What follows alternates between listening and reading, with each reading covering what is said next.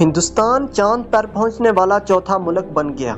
ایک third world کے ملک کی اتنی لمبی چھلانگ نہ صرف حیرت انگیز ہے بلکہ قابل ستائش بھی ہے۔ بارڈر کے اس آر مختلف آرا ہیں، خاص کر دائیں بازو کی سوچ رکھنے والا طبقہ یہ سوال اٹھا رہا ہے کہ چاند پر جانے کا فائدہ کیا ہے، جبکہ ان کے پاس تو ٹوائلٹ بھی پورے نہیں ہیں، ان کے ہاں غربت ہے وغیرہ۔ یاد رکھیں، جستجو انسان کے خمیر میں شامل ہے۔ جس دل و دماغ میں غور و فکر نہیں، تجسس نہیں، جستجو نہیں، وہ فطرت کے رازوں سے واقف نہیں ہو سکتا۔ محمد علی ستپارہ کیٹو کو مسخر کرنے کی کوشش میں جان سے ہاتھ دھو بیٹھے تو ہم نے کہا وہاں تلاش کرنے کیا گیا تھا۔ شہزادہ داؤد اور بیٹا ٹائٹینک کے عشق میں غرق ہو گئے، ہم نے کہا 2.5 کروڑ کا ٹکٹ لے کر تباہ حال جہاز کا ملبہ دیکھنا ہی فضول عیاشی ہے۔ یاد رکھیں، یہ سوچ کبھی ترقی نہیں کر سکتی۔ آپ کے آس پاس جتنی بھی سائنسی ایجادات اور سہولیات ہیں، یہ انسانی تجسس اور جستجو کا نتیجہ ہے۔ ہوائی جہاز رائٹ برادران کا پاگل پن تھا، اڑنے کی خواہش تھی جس میں ہزاروں دفعہ ناکامی ہوئی، بازو پسلیاں ٹوٹی، مگر جستجو کامیاب رہی اور انسانیت کے لیے ایک لازوال کارنامہ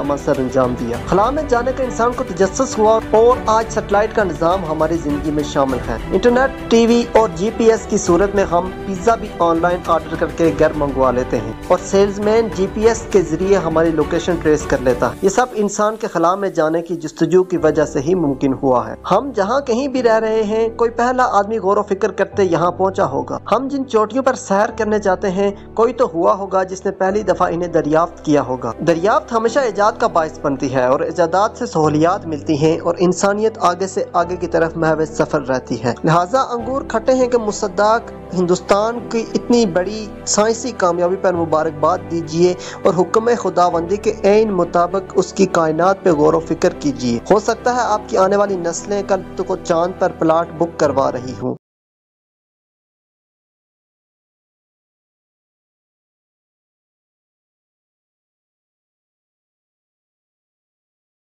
Subscribe now and press the bell icon.